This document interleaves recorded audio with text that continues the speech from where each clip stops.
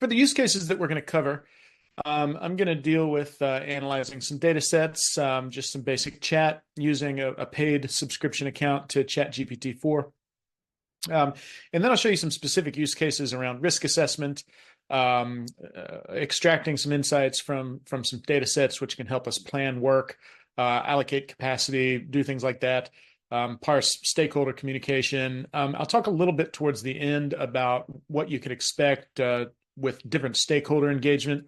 If your organization is looking to stand up a more advanced AI practice, like a private AI environment or a private LLM or GPT or something like that, I'll talk a little bit about tools, and then I'll talk a little bit about customizing. And along the way, I'll have a few things to say about the type of team members that you should engage. So I see a raised hand here. Let's see here. Was there a question? Happy to keep my eye out on the Q&A here. If anybody has a question, just type it on in, and we'll see if I can tackle that. All right, so let's get going here. Couple things to set the table, important things to understand. The first thing is just to understand, if you're not aware already, of just how quickly generative AI tools and technologies are changing. So new features come out every week, or in some cases every day. There are also all kinds of lawsuits and legal precedents matriculating through the courts, at least here in the US, which are not settled law yet. Some of those things have similarities to the Australasia and New Zealand audience. So fair use and things like that. There's very little precedent here and there around this. So it's not just the technology itself that is changing, but it's the business drivers and the disruption landscape and sort of the risks that we might open ourselves up to if we use generative AI in our project work and things like that. So it's just something to keep our eye on. Now, I'll take just an informal poll here. Maybe you can share in the chat. I'm curious for today's group, how much experience you actually have using generative AI in your work today, or maybe just using it in general. So if you want to drop a note in the chat, you can just kind of rank this on scale of 1 to 5, or type anything you like in terms of how you use generative AI in your work. But would certainly be interested to see that feedback, and I'll circle back around to that. So I'm seeing some responses here. I appreciate those. Keep those responses coming as I proceed. We've got a range of experience, it looks like. So we've got ranging from a little to some. I don't see very many people who are answering either none or a lot. So, so that's perfect in my opinion. I think that's a good range and quite typical of what we see both in our classes and in generally dealing with business clients. Excellent. So I've got a second question here.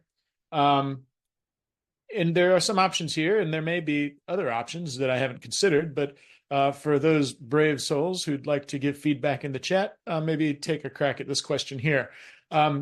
And I'm curious as to whether you have specific use cases or specific parts of your job that you think AI could help with. So if you feel like it, feel free to drop that in the chat as well. So going back to the previous poll, looks like all our responses are in the 2 to 4 range.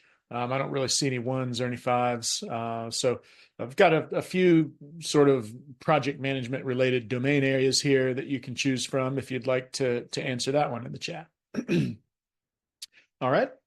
So I'll continue here, and I just want to continue by saying that at least here in the States, PMI, who is a very influential governing body for project managers, they introduced this idea of sort of applying a RACI matrix to your use of generative AI. What's the role of the AI, and what's the role of you as the project manager?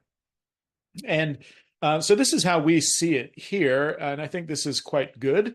And you can see with this quote on the right that basically, careless use of generative AI can get you in a lot of trouble. But good use of AI can really accelerate your project management career, and it can do all kinds of exciting things for you, like give you access to a broader knowledge base, and in particular, save you a lot of time. So, through the lens that I approach generative AI and project work, for me, everything really comes down to saving time. At the end of the day, AI is a computer, it's a machine, it's a software application. And like any machine, its primary purpose, first and foremost, really is to automate something for you, to do work that you would have to do manually otherwise. So I don't get as concerned about AI taking our jobs or anything like that. Although I certainly do think that project manager who understands how to use AI, that's going to be a preference. And so for a project manager who does not have good literacy on AI or the ability to use it, I think those jobs are at risk, maybe not from the AI itself, but because there's going to be a host of project managers that are ready to apply AI coming up, because it is just so accessible and so easy to use. So I think that's the big point that I would want to make. If you think about a project manager's job being threatened, the threat is not really from the AI itself. It's from other project management professionals competing with you who may be able to use AI for something. And so what can you use it for? So here's a list you can see on your screen here. This is not a comprehensive list, but it's just sort of a grab bag of things that we as project managers have to do all the time. And these are all things that AI can help with. And so we won't deal necessarily with each and every single one of these. We do deal with all of these in our class when we have more time to dig into them, but we will showcase quite a few of them here today. So there's another point that I want to make about this list, which is I want to just take a moment to think about the risk that's associated with using generative AI for work like this. And so if I overlay kind of a quick little qualitative risk view here, the things in green are things where it's quite accessible and fairly low risk to go ahead and start using generative AI for your project work today. Now, then those that are highlighted in yellow, they take probably a bit more caution, a little more human in the loop. Now, of course, you want to have a human in the loop anytime you're using AI, and that's an important baseline principle to understand, that you don't ever want to just copy and paste any created by an AI agent without checking it. AI is very good at sort of first drafts of things, early in the project lifecycle, early in the workflow. AI can help you with a lot of that type of thing. But of course, the farther along you get in a project, the more complex that the work becomes, the more risky it becomes. So you kind of see that reflected here. And then I've got two categories over here that are highlighted in sort of more of a red or pink color. And of course, these are because those areas deal with finances and with contracts. So anytime you have something quite as hard-edged as money or contractual agreements, then you certainly want to scrutinize those very carefully. Not saying that AI can't help you with these types of things. It certainly can, but you just want to be a little more careful when you are considering domains like that, right? So this quote from Gartner here. Now, the interesting thing about this quote is that this quote is actually quite old, from 2019. And so 2019 was actually before the current boom began to happen, which we are experiencing today in 2024. But even then, Gartner speculated that by 2030, which of course is just over 5 years from now, they speculated that 80% of today's project management work would be eliminated as AI takes on traditional project management functions. Now, I am not so sure that I agree with that exactly, but I think it's worth highlighting that an industry trend spotter that's as prominent as Gartner went public with a statement like this, and it's certainly something to keep on our radar. And then the second quote here related to PPM and portfolio management. They have something to say about that as well. And now that's not quite so much about job disruption as it just is about revolutionizing how people in program and portfolio roles perform their work. And now that is a quote certainly that I do agree with. They highlight at the end of this quote sort of the inadequacy of some of the tools that program, portfolio, and PMO managers work with today. There are a lot of good portfolio level tools and program management tools out there, obviously, and tool companies are scrambling all the time to integrate more AI features with those tools. But nonetheless, I think there's still quite a ways to go. And so integrating AI into this type of work can help us a lot. So a few examples here. If we are to think about specific areas in which AI could help with project-related work, of many, many use cases, these are just a few. Now, we don't have time in today's talk to go deep on sort of the technical functions of the LLM models that underpin the generative AI tools. But there's one important point that we can make, which is that the generative AI, it does what it can do because it is able to analyze and identify statistical patterns in very large training data sets that are comprised of language-based stuff. So text from the internet, books, Wikipedia, even lots of threads from Reddit and things like that are among some of the data sets that the big AI companies have used to train their models. And so that means that AI is sort of has strengths and weaknesses. And the primary strength is that it's quite good at analyzing and generating anything that has to do with language, anything where you're dealing with written content. So obviously, as project managers, we deal with a lot of things like that. So if you're thinking about documentation or communication updates, tracking and summarizing meeting content, and things like that, just to name a few, or anything where the AI can help us analyze and extract or manipulate information that's based on things like that, even if it's in a spreadsheet or something like that. And I'll show you an example or two of this. But it's less strong on performing mathematical calculations of very complex tasks and things like that. But this list here is a good sort of grab bag of some of the specific applications. Whereas project managers, generative AI can help us immediately. So I won't read these to you one by one, but you can see that for the most part, these are things that are easy for computers to ingest. They're quite structured types of data, or else they're language-based data. So those are two types of data in particular that those are criteria of data sets that it's helpful for AI to be able to give us assistance with analyzing. So I'll talk just a little bit more about this. So if we think about what the AI is good at versus what it's not always great at, as I said already, anything that's language-based, the AI has a lot to offer there. Any type of data set that is language-based, and that does not have to be the English language, by the way, and it doesn't even have to be spoken language. It can be computer language or software language or things like that. Those languages, although looking at Java software files or something like that, it might look quite different to us as a human project manager.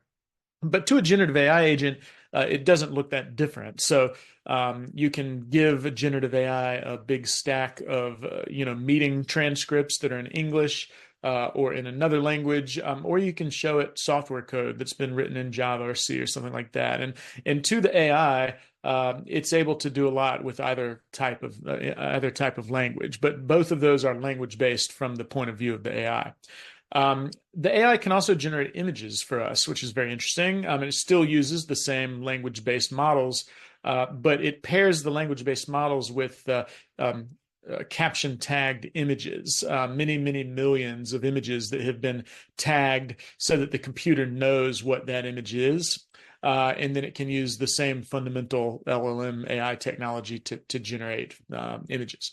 I mentioned that, math is not always its strong suit. Now, AI can do some math, and they're making advances with this all the time. So keep your eye, obviously, on the development of new tools and new features because, AI is getting better at doing math all the time. And then there's also There's custom GPT packages and things like that. So if you want to use generative AI for math heavy work, then don't shy away from it. Just make sure that you check its work and scrutinize it and be careful. And then finally, this last item here, things that are don't have a lot of existing precedent, or if you cannot provide the AI with history or context, then the AI is kind of dumb at that stuff. So, but of course, as project managers, we generally do have access to a lot of historical documentation, a lot of data, things that we can export from our project management systems in order to provide the AIs with information. And again, I'll show you how to do a little bit of that. Now, the next point I want to make is that if you're using generative AI to assist you with project work, or really any type of work, the AI does the best when you are actually giving it something to work from. So in my experience, you can just open ChatGPT or another AI agent, maybe Perplexity or Claude or any of the other top models, and you can ask it a question just from a cold start. And it might do quite well. Now, it depends on what you're asking as well. If I'm asking it to help me plan my vacation to Italy later in the year, then I probably don't need to provide it with too much, although I might find myself needing to provide it with my preferences. I like cooler weather, I like the mountains, or I'd like to spend a couple days where I can get in the water or something like that. Even that is establishing some context, but the AI is going to know a lot about Italian vacations, and so I don't need to provide it with too much. But work-based processing, and for specific project work, the AI is not always going to know a lot about that, but we can help the AI know. And so the point here is that the layer of a reference data set is really what can supercharge AI in project work. And now this reference data can come from anywhere. It can come from ADO or these Atlassian systems, or it can just be good old-fashioned documentation. It can be information out of SharePoint or whatever. But if you're able to give the AI some data sets or documentation that are related to past projects, helps the AI understand kind of how you manage your projects or how your organizational structure is designed, what durations and scope looked like for previous projects. As soon as you provide the AI with that type of data, it will be able to have a lot of context and learn and give you much better advice about things. Now, if you are going to provide an AI agent with project-specific data, there are some issues, and most of those issues are to do with privacy. And so a lot of organizations, and you may have found this in your own work, they actually block access to ChatGPT and other AI agent tools. And this is primarily why. And it's because if you post up business-specific data into a tool like ChatGPT, then that data is essentially on the internet now, or at minimum, you've provided that data and it's accessible by OpenAI. They're happy to use that data to train future models and things like that. So that type of information sharing is an issue. So the point of this slide is just that whether it's because of corporate restrictions or privacy or data risks, the internal AI agents, private LLM AI environments have really become quite a popular option. And so most or many companies are really scrambling to set these types of things up. And so that's something you might encounter as a project manager, because setting something like that up is, of course, a project in and of itself. But just suffice to say for this slide here today, that there are options for using generative AI that can cope with privacy concerns or security guardrails to keep your business-specific data safe. But you need kind of a private in-house AI environment for that. A quick flyover of some tools for project managers. There's a website here that I've provided And I'm happy to post that in the chat. But these are this kind of curated lists that I've pulled out because these are of particular interest to project managers. And so, again, I won't go through these one by one, but there's a lot of specialized tools out there. They're most of them built around the same common LLM AI models, ChatGPT and things like that. But they can do all kinds of things to help us with all types of project work, right? So, and then a lot of these tools actually have onboard AI. Atlassian is one example, right? So if you use Jira in your projects or something like that, you can subscribe to Atlassian's new Atlassian intelligence feature and get that onboard AI there that then can access all of your Confluence data and all of your Jira data and all your Trello data and things like that. So there's a lot of tools. Here's a few more. Um, there's a lot of tools available, and you don't have to have these tools. There's a lot that you can just use the public AI agents for, especially if you have a private implementation and you're able to integrate with your business information systems or something like that. But after the webinar is over and you get the recording, you may want to check some of these out because there's some pretty interesting and powerful tools out there. Now, the next thing I want to talk about before we get into some of these demos is just the idea at a high level of automation. Now, I mentioned this at the beginning of the presentation, that fundamentally, generative AI is a robot of sorts. It's there to help you do things that probably are a little more mechanistic, probably a little bit more repeatable and things like that. But if you think about AI, I really like to encourage you, think about it as a machine or a robot that can automate something for you. So how can you tell as a project manager what type of work might be a good candidate for using AI? I mean, this is how I like to approach it. I like to think about it in terms of what machines are good at versus what humans are good at. And when you compare these, as you can see here, the various strengths and weaknesses of humans versus machines are actually quite complementary. And so that's pretty cool. But what do machines do well? They do the same thing over and over and over 1,000 times. Machines are great at doing that. Machines are really in a lot of ways much better than we are at analyzing large amounts of data. So things that would take us a long time, we might miss things. Like machines can ingest data and analyze it all day long. And things where we want to put the work on and push a button and have it grind through lots and lots of work for hours at a time. The machines are quite good at that. So those types of things are things where AI can help our work.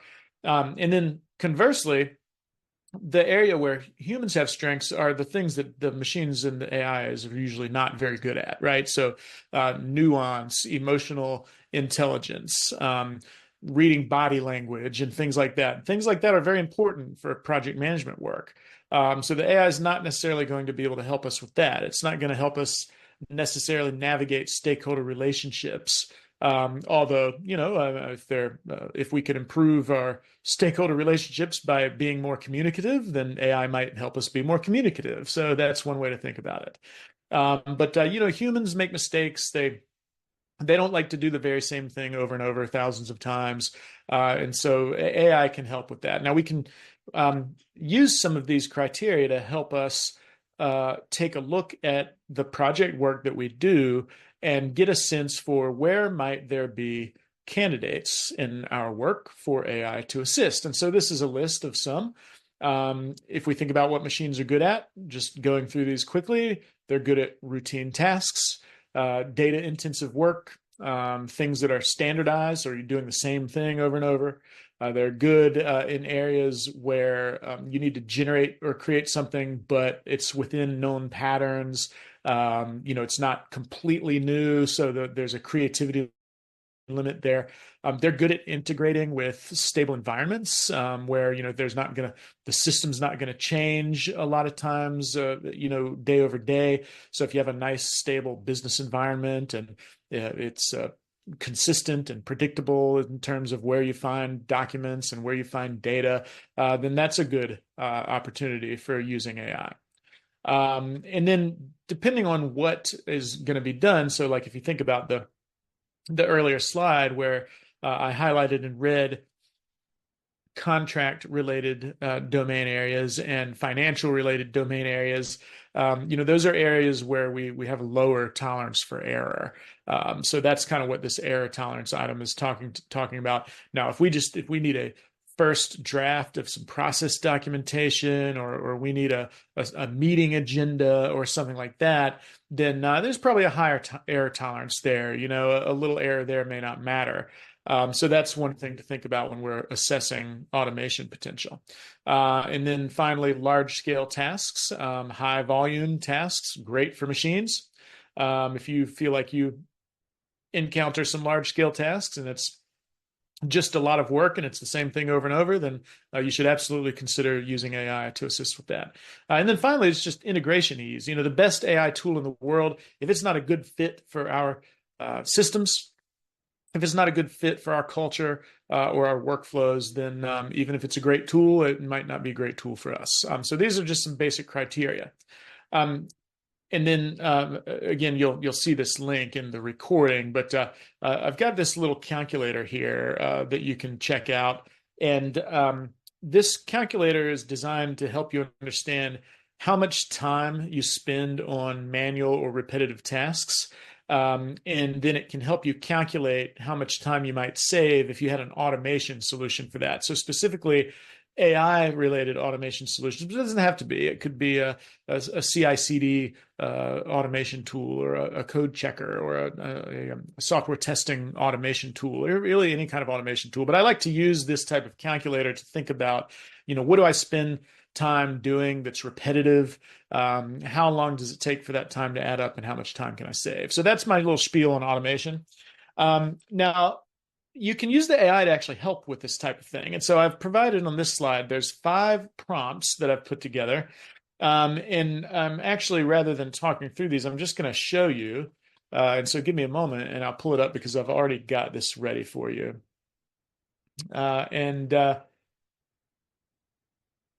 So if I start with those prompts, if I think about that automation criteria that I just provided, what if I were to give those prompts to my AI agent? So here I have GPT subscription environment here, and you can see I've just pasted the prompts in, and of course the AIs can be very wordy, so I'm not going to read this to you or anything like that. But I've just asked the AI. I've said, "Hey, I'm an agile project manager. I want to help identify areas and use cases where I might be able to use AI to help me automate work." Of course, it's happy to answer here. It's got some good ideas. Process assessment, helping understand, navigate tools, help me draft a plan, help me draft a pilot program, things like that. And so there's some reasonable ideas here. That brings us to the next prompt. And so the next prompt in this case is, I'd actually like to think about that. That's good, but it's quite general, right? So let's refine that a little bit. Let's refine it by role. So as I'm in an agile project management environment, let's think about it by the roles that we associate with an agile team. And then it's going to take this stuff up here and it's going to view it through the lens of a job role. So here we have, it starts to make these suggestions. And, the product owner, Scrum Master, developers, UX, UI designers, testers, people like that. So these are right on the money. These are absolutely the types of roles that we would encounter on an agile project management environment. And so these are good. I like these. But that's not where I'm going to stop. I'm going to say, now I want to actually generate a checklist for these roles. Now at this point, I'm going to start doing these one role at a time because I want the AI agent to dedicate its full response to just one role. Otherwise, I'll just get a little bit for each one of those roles, and I want to get a lot of detail. So I'll just start and I'll do the roles one by one. And so it starts with the product owner, and it starts to turn the initial generic automation criteria into specific things that a product owner probably might be doing. And it's going to say, these are the things a product owner probably does that could benefit from AI assistance. Now, not all of these will be good, but some probably are. Looking at this, I can certainly see that some of these are reasonable. So I'm iterating on this. I'm pushing the AI to refine and zero in on more specific things that I wanted to generate. The next prompt here that I've asked it to do is I said, okay, for that product owner checklist, give me an example. So it generates the same checklist again, but now it gives me an example so that if I'm communicating with stakeholders about this, I can help them understand exactly what this might look like. So this is quite good. And then finally, my final prompt here is that I just ask it to roll everything up into a table format so that it's easier to understand. So this is our final content here from the AI agent. So I have a role here, and then if I like this, I could tell the AI, okay, great, please go and do the same thing for the Scrum Master, do the same thing for the QA engineer, do the same thing for the business analyst, and things like that. And for each one of those, it'll be glad to generate kind of a little rubric here that we can use to scan and look for examples for automation. So that's my first little demo. And then with a little bit of cleanup, you can readily imagine how you might end up with something that looks like this, right? So that's the same thing that I just showed you. I've just pulled it into my slide and made it a little easier to read. So that's my spiel on automation. And that's also my introduction to my first demo. So let's stick with the demos. And so for the remainder of the presentation, I'm just going to show you some things that I've found to be very useful in my project work. The next one I'm going to show you is using the AI, because the AI is really quite good at parsing and analyzing written language based data. I can use the AI as a project manager to do something like this, like to perform stakeholder sentiment analysis. What do I want to do with the stakeholder sentiment analysis? Well, I need tangible, I need tangible project related stuff that I can apply to the project management. And so these are some things that as a project manager, I probably am responsible for: identifying risks and generating mitigation strategies for those risks. Decomposing the mitigation into actual work, right? Maybe drafting user stories, although I should say that in general, AI is not a great author of user stories, but it's good at some of these other things. So let's take a look at this. So I've got a sample survey here. And we use this in our class, but this is in a hypothetical situation where we're using the implementation of a private large language model. We're integrating that platform with our business systems. And so I imagine myself, well, if I'm initiating a project like that, one of the first things I might want to do is solicit feedback stakeholders. And so this is a synthetic survey response data set, but it might look like something like this, where you've essentially polled your stakeholders to ask them, hey, we're thinking about doing a project like this. What are your biggest concerns? And so you see, I've got like more than 200 responses here from all these different job roles. So if I have a data set like this, it's quite easy to export that as a CSV. And then I can use that CSV to provide to the AI, and then I try to help me analyze it. So what might this look like? I've got another chat open here for you. If I can find the right one. All right, here we go. So this is the other chat here, and so in this case, you can see I have used the ability to upload files within my ChatGPT-4 subscription, and I can upload files. Uploaded the CSV that I just showed you, the survey response CSV. So you get a little preview of it here. Looks like this, which is what I just showed you. And then I've given it the following prompt. It's quite a detailed prompt, right? So basically, I've told the AI, I'm a project manager. I'm preparing for this type of a project. I have some stakeholder survey data. I'm going to upload that survey data. Take a look at this and perform a sentiment analysis. And then I've really given it very specific guidance on how I want it to do the sentiment analysis breakdown, right? I want to understand what are the current concerns of the various types of stakeholder. Are there any key themes? I know that with a private LLM integration project, these are going to be some of the main concerns. So can you Can you highlight those concerns and help me understand, who's concerned about those things and things like that?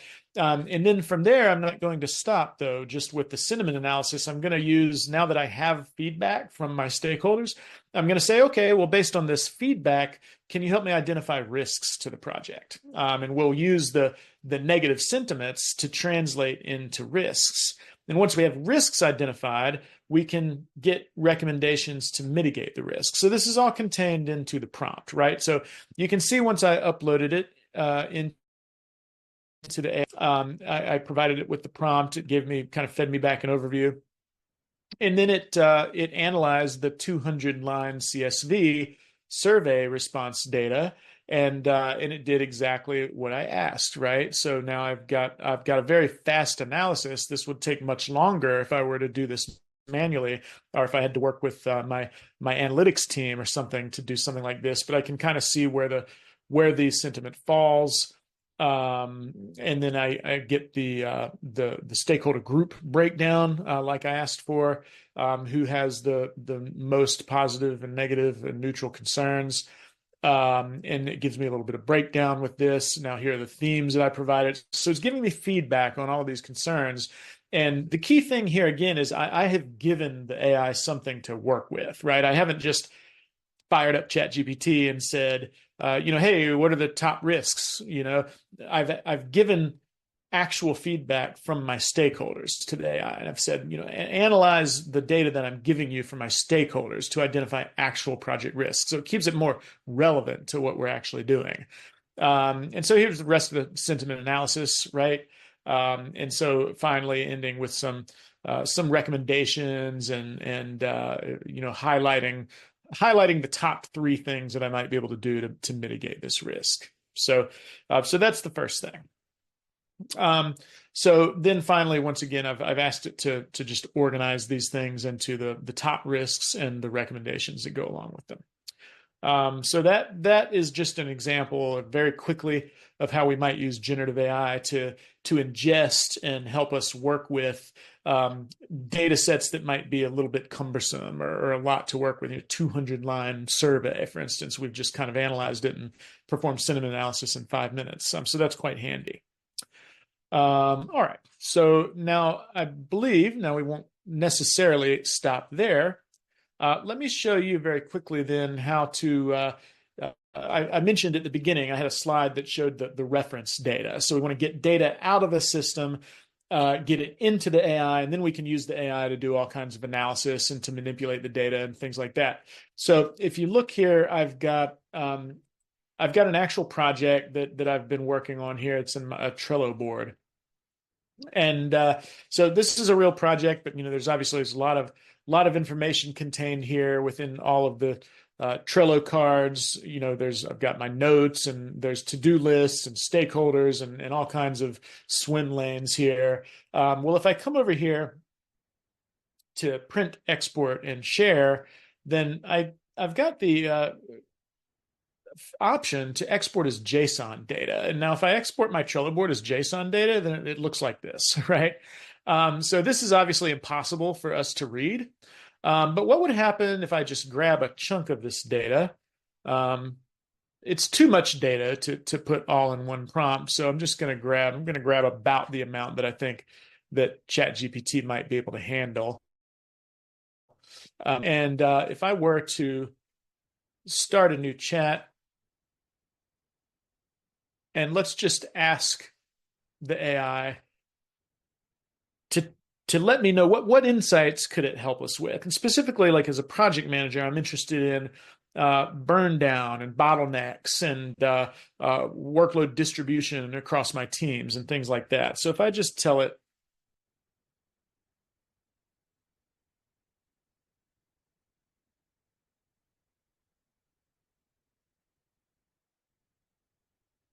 if I want to get assistance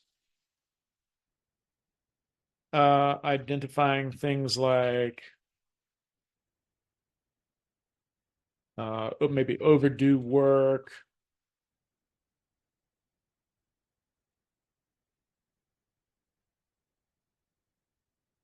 let's just see there. And then I'll just paste the JSON data right in.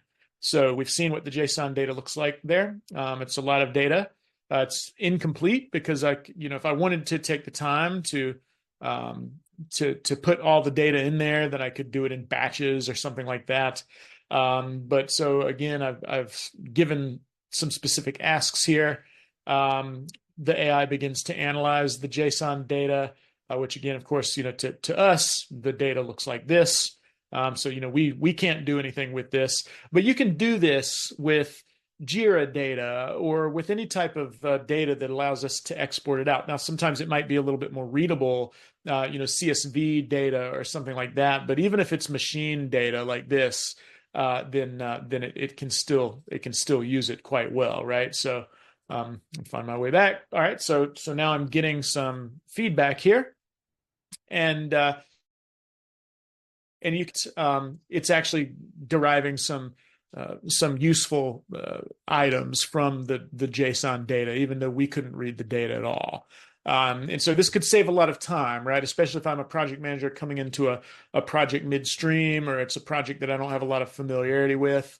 We could quickly get an overview of what project status was and find areas for concern, identify areas where we might be over budget, or where there's risks or something like that, right? So again, just with a fragment of this information, you can see how this would work. Again, in a 5-minute demo, we're not getting super detailed, but just based on the chunk of JSON data that I pasted in, it's able to spot, like, hey, we don't have a team member assigned to the tasks that were contained in the JSON data. I don't see any specific members assigned to it. Now, that could be a function of the fact that it was incomplete, but it could be a function of the fact that my project is not organized well within Trello. So, you've got a bit of a garbage in, garbage out thing going there.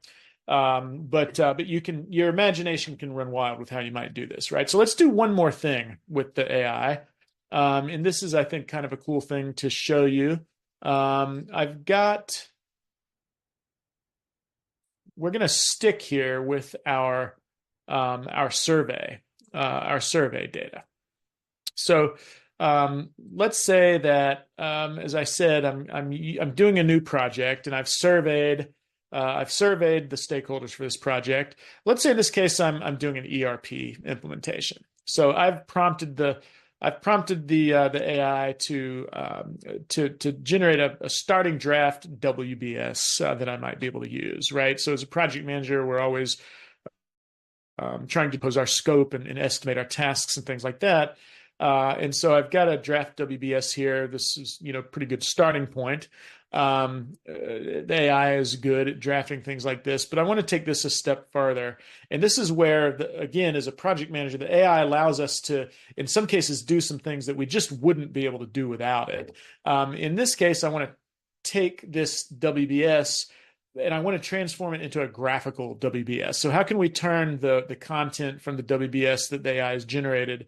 And I can use this, I can do this using plant UML. So what I've done is I've got open in another window here the plant UML site where we can input plant UML scripts and then use it to generate graphical content like this. I've got a better view of this here if I go over to my Miro board. Here, I'll just go back very quickly, right? So from within the plant UML site, they have a little example of what the syntax would be. Now, as a project manager, ordinarily, if you're like me, I wouldn't necessarily be comfortable writing script that could be transformed into plant UML. But the AI is great at doing that. So I can now do this without having to go to a script edit or something like that. So I've just asked the AI to the WBS that it generated up here into a script that I can plug into plant UML for a graphic depiction of the WBS. And so it gives me this. So it doesn't look too different from the WBS, but now it's in a plant UML syntax. So now I can just copy this script. I copy the script, I head over to plant UML, paste it into the editor, and it gives me a graphical work breakdown structure, which then if I hear a board, I can give you a better look at. And so now this, again, is this going to be the final WBS that I use for my project? Probably not, but it could be a good place to start, and it could really save me some time as I'm workshopping or performing stakeholder meetings or things like that. So, this is a very quick way to go from essentially nothing or, project kickoff documentation or something like that. I can use the AI to help me turn that into basic work breakdown. And then I can also use the AI to turn that work breakdown draft into UML script that I can use to graph. I think that's a thing as a project manager that I can use the AI for, because ordinarily, I'd have to use some other tool for this. All right. So with that, the last few minutes here. So I want to just cover a few final ideas, and then we may have just a few minutes left for questions. Good. So I shared the project data export from Trello here. Now I should say, like, you could just go on and on with things like this. Like in any type of documentation or data sets that you can put your hand on and provide to the AI, the AI can save a lot of time on things like that, right? So I'll conclude just by saying a few things, as I promised you at the beginning of the presentation, that I would mention a little bit about more advanced generative AI solutions. And so there's a difference between more advanced AI solutions that you may either be responsible for the implementation of something like that as a project, or it might be something that you need as a project manager. So there's two different ways to look at it. But these are some of these other stakeholders that you are likely to need to engage with if you are standing up a generative AI environment within your own organization, or if you need to customize GPTs, or if you need to create new AI features that are specific to your project management environment or something like that. It takes a team, right? Like, you're not going to do this yourself. It's going to take more than just you and ChatGPT to do this. And so these are some of the typical stakeholders that you're likely to need. And I think the point that I want to make about this list is, if you look at this list, it doesn't look all that different from any of the technology type projects that we're used to dealing with. And that's because fundamentally, even though AI is a particular type of tool, implementing and integrating systems like large language models or AI models, it's still just a software product. And so if we're integrating it into our existing business environment, then we're going to need to do a lot of the same things from a project standpoint that we would do. And we're going to need to engage a lot of the same types of stakeholders that we ordinarily would with any IT or systems or software project. So I'll tie off with this. To really unlock some of the coolest benefits of generative AI, you do need those enterprise scale solutions. You need a team who can help you configure those and implement them and integrate them, so that you can get the best usage out of them. But once you have those types of environments set up, then it allows you to do some things that just using ChatGPT or the types of agents I've demoed here today don't do. And then, these are some of the things, some of the benefits that aren't offered by public AI tools. You can ensure compliance with your regulatory environment. You can maintain data privacy. You can prevent your teams from putting your company's IP onto the internet. You can integrate with internal systems, like I mentioned, SharePoint earlier, for instance. You can get a lot more relevant context or relevant project understanding based on your own history, your own documentations, and things like that. And that ultimately does translate into competitive advantage and time savings that's specific to your business and project environment. So just a few examples there. And so that brings us to 5 before the hour. That's what I've got for you. We've got just a few minutes. I'm happy to hang out for a few minutes. If anybody has questions, I'll just stay on the line, and you can post those in the chat, or Colin, if you've seen anybody that has questions, I'm happy to take those now. Yeah, thanks, Chris. If you've got any questions, get in quick into the question and answer window there. Thanks. That was really interesting. I certainly see how it can save a lot of effort. Just thinking back to the risks for the moment, it's easy to speculate on what the risks might be, but have we actually seen any of them come to pass? What breaches have you seen in the use of AI for this type of purpose? Sure. Well, it's a great question. So, we've got some high profile examples here in the States. I don't know if you've heard of these, but for instance, there's a case that has gotten a lot of press over here. I think this happened in December, in which a lawyer performed research on a case that he was working on using one of the generative AI agents, and he asked the AI to provide case history for precedent. So this is kind of work that a paralegal or someone might be doing. And he asked for reference cases and the AI generated cases with citations for the case number from case law. But then, of course, the AI does stuff like this all the time, I should say. So this is why you really want to check the work. But those precedents were fictitious, right? The AI just made those up.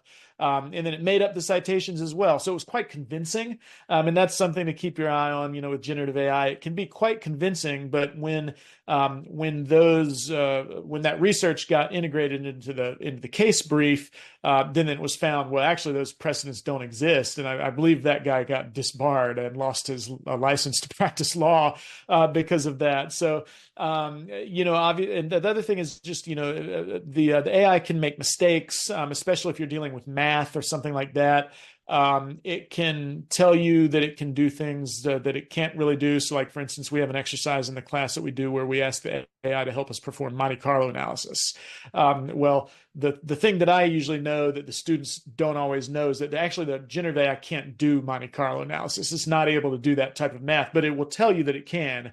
And so, I don't have any examples that are quite specific to project management necessarily. But I think the other examples in terms of risk, most of those right now really are just having to do with copyright and IP infringement. A lot of times it's contained within the training data. And so, like I say, a lot of that legal precedent hasn't dropped yet, like it's still in process. But if a generative AI tool that your company is using has been trained on data, and the court finds that they've infringed on somebody's copyright, then as soon as that precedent drops, then like your organization could be liable for that copyright infringement as well. So again, that's not that hasn't happened yet, but that's a very real world situation where there's some real risk. But anytime you integrate AI into a workflow, and you just let it do its thing and there's nobody checking behind it or something like that, those are the biggest risks that I see with project work. Very much a case of use it, caveat emptor here, isn't it? Absolutely. Yeah. Use it with caution. We have a question here, I'm sure you grant. With cybersecurity, how well does AI rate? Has there been any increases in cyber vulnerabilities with this? That's a great question. The cybersecurity with AI is kind of deserve its own conversation, actually. But what we're finding is that attackers can use the generative AI tools to much more quickly scrape for vulnerabilities and then hammer attacks that ordinarily it would take a human hacker longer to do. So same type of thing we've done here today, right? But like if you imagine one common attack vector is at the software layer, for instance, right? So developers are unfortunately they're notorious for going on to Stack Exchange or Stack Overflow and finding pieces of code that do the thing they want it to do. And some of those Stack Exchange threads might be 10 years old. And so oftentimes there's dependencies or packages or something that are referenced in those, and they're very old. And because they're very old, that's a prime attack vector for a hacker, right? So if you imagine trying to go through old Stack Exchange forums to find old dependencies or packages that are contained in a snippet of code. The generative AI allows a hacker to do that now at like 100 times the speed, and now they can attack 100 times as quick. But malicious hackers as well, they can just, the AI is very good to directly answer the question. The AI can write very well, right? And it can write software very well. So it really is a case where it's kind of, if you put a dangerous tool into the hands of someone, it's not the tool itself that is dangerous, right? Like you can use a screwdriver or a circular saw or something for something very constructive, but if you put that into the hand of an attacker, then it can become very dangerous. So it's the same kind of logic. So yes, the AI can write quite well. It can write software code quite well, especially for things that might not be as sophisticated. Those are a couple examples. Hopefully this helped. Yes, I just saw recently a case of the AI being poisoned by some of these malicious actors writing questions in Stack Overflow and other such places and then flooding it with answers which contain deliberate vulnerabilities, hoping that the AI will pick up on these and then feed it to the unsuspecting public. Yeah, absolutely. So it's a very real issue for sure. Okay. Well, we are now at 12 o'clock, so I think at this point we might just wrap it up. I'd like to say thank you very much, Chris. It's been very informative, very interesting. Thank you for joining us. My pleasure. Thanks, Colin, and thanks everyone for joining. I really enjoyed getting the chance to talk to you. Hope you got something out of it. I hope everyone has a great afternoon, evening, wherever you may be.